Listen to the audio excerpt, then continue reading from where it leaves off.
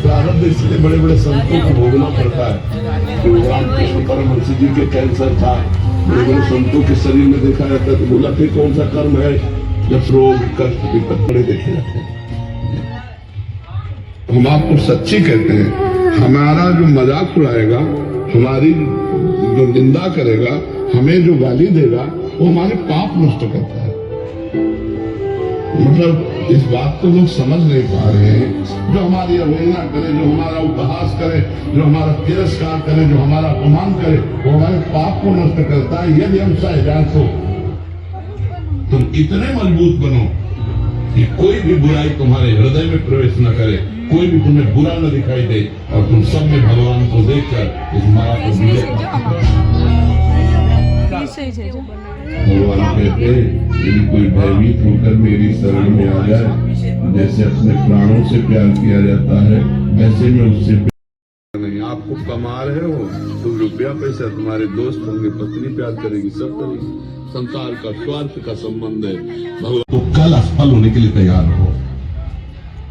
कोई एकांत में आपके लिए जब सोचे तो ये सोचे कि कितना अच्छा आदमी है, हम मिले तो बहुत अच्छा लगा। नहीं, वो आदमी सोचे ऐसे बनो। निरंतर असफलता रहे, ऐसा असंभव, ऐसा नहीं हो सकता बच्चा। अगर रात्रि होती तो दिन होता है। बिल्कुल विश्वास कर लो, भगवान हर समय तुम्हें देख रहे हैं। भगवान और भगवान के जन्म में भेद का अभाव है। अर्थात रात नहीं रही तो दिन नहीं रहेगा। जीवन में एक समानता नहीं पाएगी। सुबह राज्याभिषेक हो रहा है भगवान श्री राम। हमें धर्म से चलना है, भगवान में मन लगाना है और कर्तव्य को पूजा समझना है। की व्यवस्था कर लो कि आपकी उस यात्रा में काम आए, वो है नाम। इसीलिए हम सबको कहते हैं नाम जप करो। Money is loss, nothing loss, is loss, और health is loss, something is loss.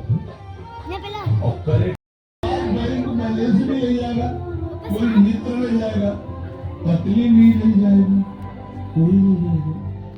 जोर की चल रही और सामय के निर्णय निकल गया। 14 वर्ष विशेष उदासी, उदासी भाव से 14 वर्ष का भगवान।